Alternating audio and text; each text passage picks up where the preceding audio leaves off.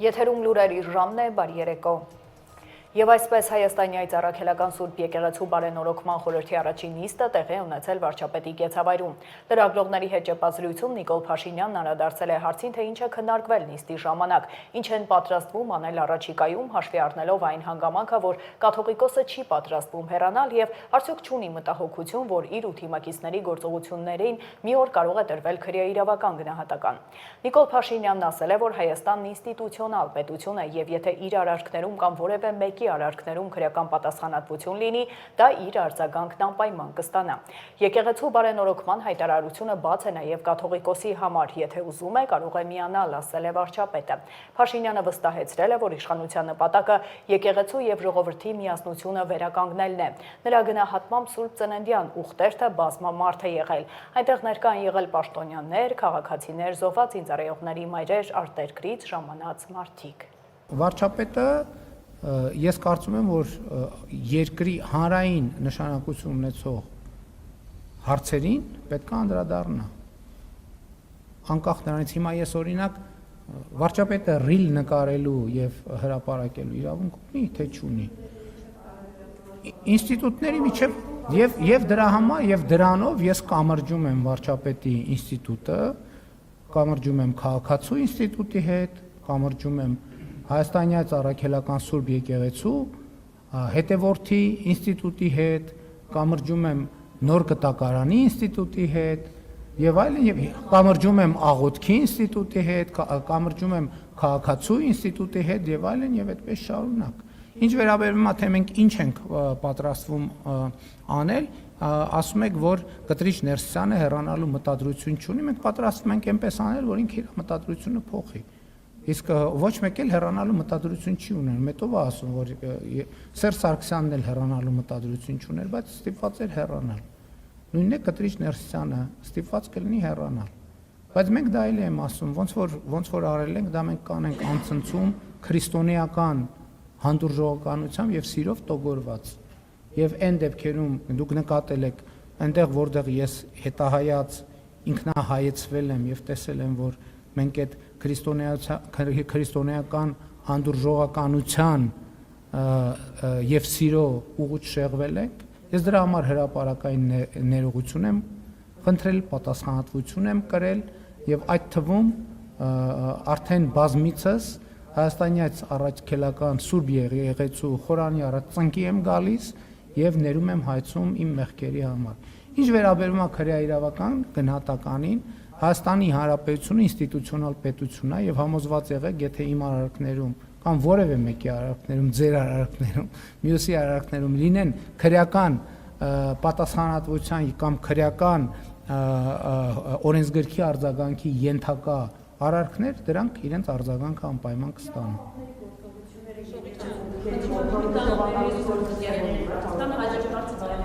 Ուրեմն Հայաստանի Հանրապետության իրավապահ մարմինները գործում են Հայաստանի Հանրապետության ամբողջ տարածքում։ Դուք խոսում եք օրենքից, որևէ օրենքում գրված չի, որ իրավապահ մարմինները տենց տեղ կա, որ չեն կարող մտնել կամ իրավապահ մարմինների մտնելու կարգ գոյություն չունի։ Այդ ամեն ինչը տեղի ունենում օրենքով սահմանված կարգով։ Եվ ինչ որևէ մեկ ուզում ասի, որ Հայաստանի Հանրապետությունում կա տարածք, որտեղ Հայաստանի Հանրապետության օրենքը չի գործում, ոչ, ես համաձայն չեմ այդ ձևակերպման հետ։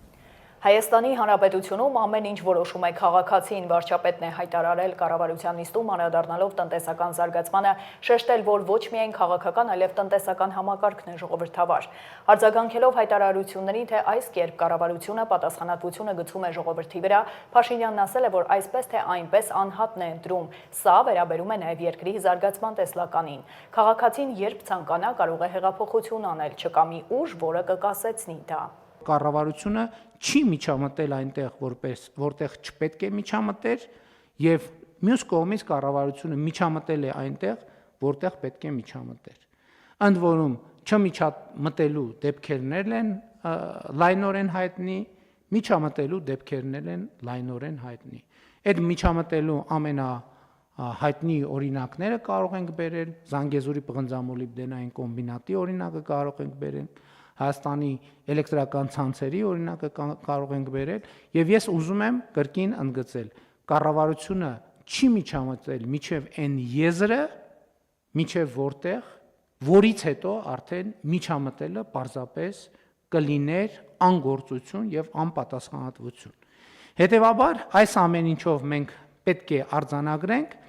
որ տնտեսական այս ցուցանիշները լրացուցիչ կերպով տնտեսական դիտանկյունից հիմնավորում են Հայաստանի Հանրապետության ժողովրդավարական երկիր լինելը, բայց մենք պետք է արձանագրենք նաև, թե ինչ է սա նշանակում քաղաքական առումով, տնտեսական առումով եւ սոցիալական առումով։ Իմ արձանագրումն այն է, որ այս բոլոր գործընթացների հիմքում ընկած է այն եւ միևնույն ժամանակ այս բոլոր գործընթացների արդյունքը այն է, որ մարդը օբյեկտից վեր է ածվել սուբյեկտի։ Ինչ է սա նշանակում։ Սա նշանակում է, որ մարդը քաղաքացին ոչ թե ինչ որ ուրիշի պետք է սպասի, որ այդ ինչ որ ուրիշը ինչ որ բան անի, իսկ ինքը պետք է նայի այդ ինչ որ բան անողի ձեռքին կամ սպասի նրա կմահաճույքին, այլ առաջին հերթին ինքը պետք է անի այն գործողությունը կամ գործողությունները, որոնք անհրաժեշտ են իր ազատությունը, բարեկեցությունը, անվտանգությունն ու երջանկությունը ապահովելու համար։ Այսինքն մի բան աներկբայորեն ակնհայտ է։ Հայաստանի Հանրապետությունում ամեն ինչ, բացարձակապես ամեն ինչ որոշում է մարդը, քաղաքացին։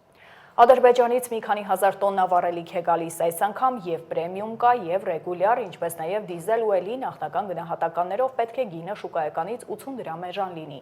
Այս մասին հայտարարել է էկոնոմիկայի նախարարը, հավելելով, որ այս անգամ էլ նույն տնտեսվարողներն են, որոնք նախորդ անգամ էին։ Քաղաքացին ի վերջո 80, 100 կամ 60 դրամ ավելի էժան վառելիք կունենա, որն էլ բնականաբար ազդելու է ընդհանուր բարեկեցության ու մրցունակության վրա։ Հարցին որքան վառելիք է գալիս այս պահին Հայաստան Ադրբեջանից եւ որ ընկերություններն են գնել այդ վառելիքը, Պապոյանը պատասխանել է, որ մի քանի հազար տոննայի մասին է խոսքը։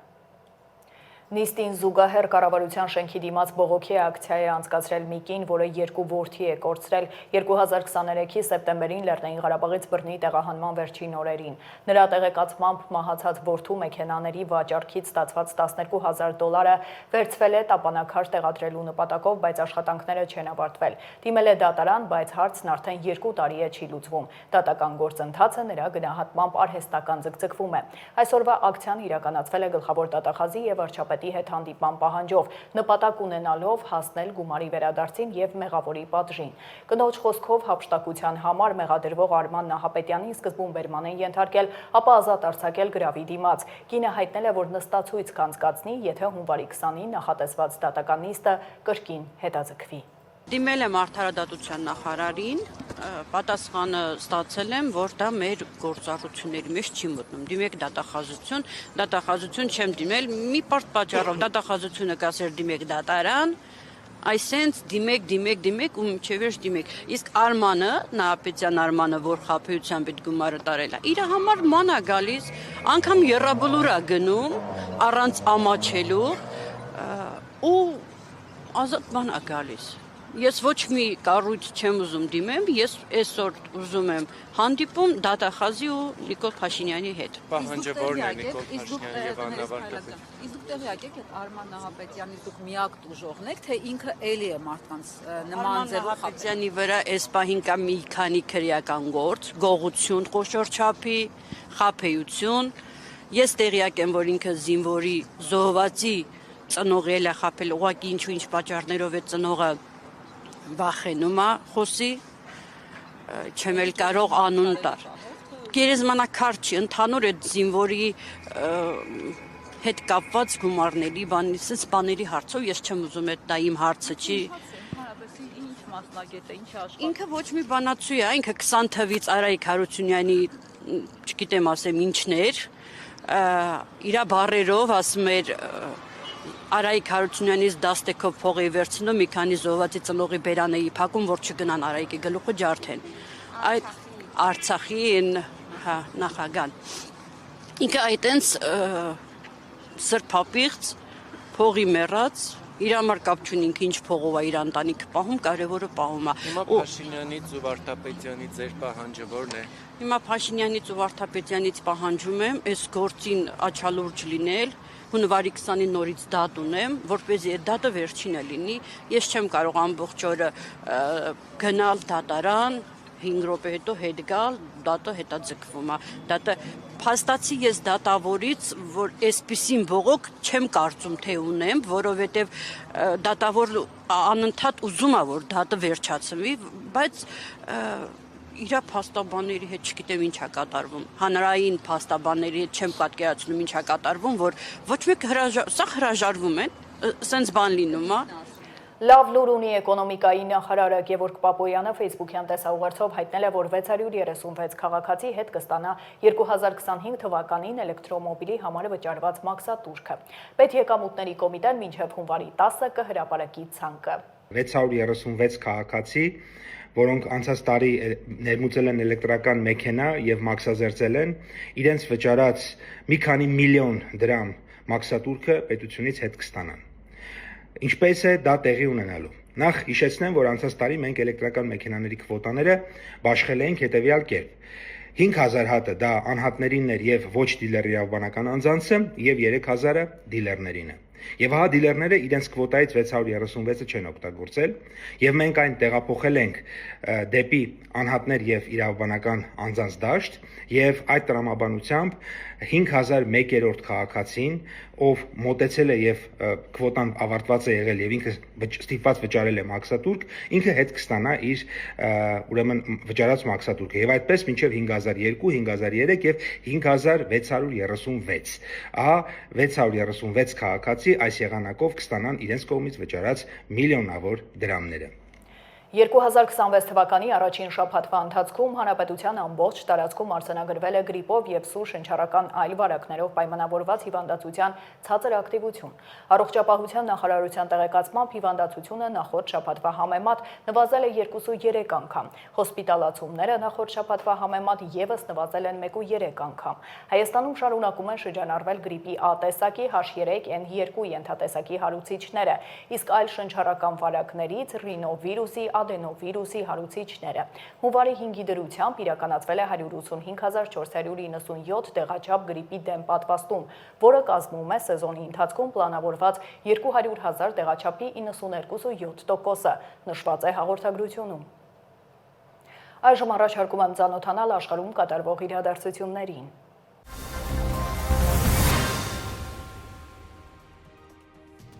ՆԱՏՕ-ի գլխավոր քարտուղար Մարկ Ռյուտեն հայտարարել է, որ Գրենլանդիան պատրաստ է քննարկել կղզում ամերիկյան լրացուցիչ զինվորական ստորաբաժանումների հնարավոր տեղակայման հարցը։ Միանգամայն համոզված եմ, երբ խոսքը վերաբերվում է ՆԱՏՕ-ին եւ Հյուսիսում իրավիճակի գնահատմանը, մենք բոլորս ունենք նույն դիրքորոշումը։ Ինչ վերաբերվում է կոնկրետ Գրենլանդիային, ապա գիտեմ, որ նրանք բաց են ամերիկյան լրացուցիչ զորքերի տեղակայման հարցի քննարկման համար։ Դրա հետ կապված որևէ խնդիր չկա։ Գոյություն ունեն համապատասխան համաձայնագրեր, նշել է Ռյուտեն։ ԱՄՆ նախագահ Դոնալդ Թրամփը բազմիցս հայտարարել է Գրենլանդիան Միացյալ Նահանգներին միացնելու անհրաժեշտության մասին։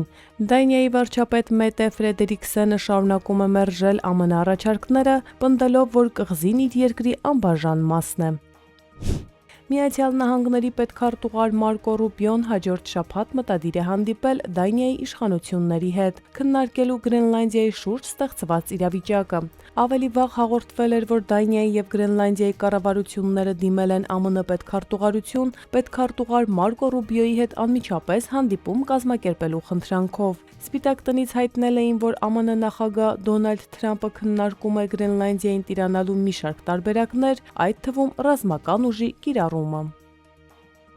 Մեծ Բրիտանիան գործուն աջակցություն է ցուցաբերել ԱՄՆ-ին Հյուսիսային Ատլանտիկայում ռուսական դրոշի ներքո նավարկող Մարիներա նավթատարի կալանման գործողության ընթացքում։ Այս մասին հայտարարել է Մեծ Բրիտանիայի պաշտպանության նախարար Ջոն Հիլին։ Նա ընդգծել է, որ հունվարի 7-ին իրականացված գործողությունը պատժամիջոցների խախտումների դեմ պայքարի համընդհանուր ջանքերի մի մասն էր։ Կասկածելի պատմություն ունեցող այս նավը պատժամիջոցների շրջանցման ռուս-իրանական առանցքի մի մասն է։ Մեծ Բրիտանիան կշարունակի ակտիվացնել իր գործողությունները ստվերային նավատորմի գործունեության դեմ, մեր ազգային անվտանգության, մեր տնտեսության եւ համընդհանուր կայունության պաշտպանության համար, ապահովելով Մեծ Բրիտանիայի անվտանգությունը երկրի ներսում եւ նրա ուժը արտասահմանում, նշել է նախարարը։ ԱՄՆ զինված ուժերի եվրոպական հրամանատարությունը հաստատել է Հյուսիսային Ատլանտիկայում ռուսական դրոշի ներքո նավարկող Մարիներա նավթատարի կալանման գործողության փաստը։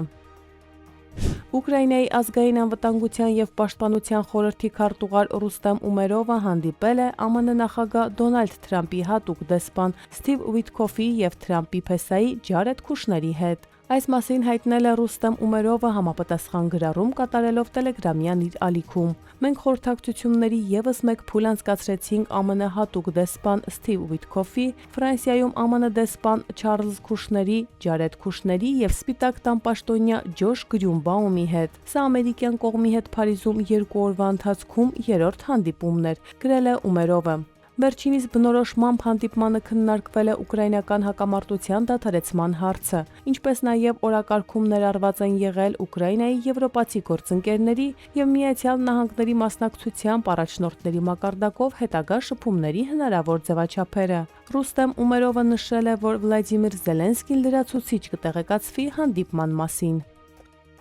Իրանական լրատվամիջոցները հաղորդում են, որ երկրի հարավ-արևմուտքում Չհարմահալի Լորդեգան քաղաքում եւ Բախտիարի նահանգում ցուցարարների եւ ոստիկանների միջև տեղի ունեցած բախումների հետևանքով իրավապահ մարմինների աշխատակիցներից 2 մարդ զոհվել է, եւս 30-ը վիրավորվել։ Այս մասին մասնավորապես հայտնում է Ֆարս լրատվական գործակալությունը։ Ըստ լրատվական գործակալության հունվարի 7-ին ժամը 10-ի սահմաններում առևտրականների եւ խանութպանների մի խումբ փակել է իրենց խանութները եւ սկսել է հավաքվել, հանրահավաքներ անցկացնել եւ կարգախոսներ վանկարկել, ինչից հետո իրավիճակը կտրուկ սրվել է։ Նշվում է, որ երթի մասնակիցների թիվը ըստ գնահատականների եղել է մոտ 300 հոգի։ Բողոքի ցույցերի մասշտաբները ընդլայնվել են ընդգրկելով տարբեր քաղաքներ երկրի տարբեր նահանգներում։ Երկրի մի շարք քաղաքներում բողոքի ակցիաները վերածվել են ոստիկանության հետ բախումների եւ ուղեկցվել են երկրի գործող քաղաքական կարգի դեմ ուղղված կարգախոսներով։ Հաղորդվել է ինչպես ուժայինների,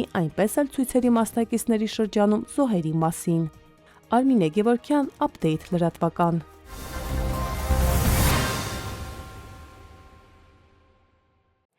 Շարունակենք վիճաբանություն եւ դանակահարություն Շիրակի մարզում հունվարի 2-ին ոստիկանության գլխավոր վարչության Մուշի բաժնում տեղեկություններ են ստացվել, որ շտապօգնության խումբը կնունյաց փողոցի կրծքավանդակի ձախ կեսի կտրած ծակած արյունահոսող վերքեր ախտորոշմամբ Գյումրի բժշկական կենտրոն է տեղափոխել մի քաղաքացու։ Ինչպես հայտնում է Շամշյանը, հիվանդանոց են մեկնել Շիրակի մարզային ոստիկանները, պարզել, որ վիրավորը Երևանի բնակիչ 39-ամյա Արմեն Թն է, որը վիճել է իրեն անծանոթ անձանց հետ, ստացել դանակով հարվածներ։ Դեպքի փաստով ոստիկանության Մուշի բաժնում փաստաթղթեր են կազմվել, որոնք փոխանցվել են քննչական կոմիտեի Շիրակի մարզային քննչական վարչություն։ Տուժածն աշխատում է բուհերից մեկում որպես ամբիոնի վարիչ։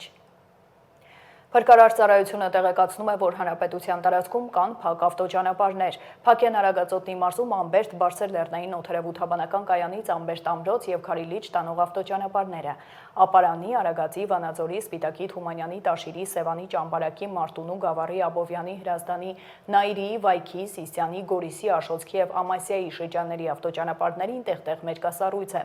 Ծառայությունը վարորդներին հորդորում է երթևեկել բացառապես ձմեռային անվադողերով։ Ստեփան-Ցմինդալարս ավտոճանապարհը բաց է բոլոր տեսակի տրանսպորտային միջոցների համար։ Այսքանը դուք դիտում եք Update լրատվականը, հաջողություն։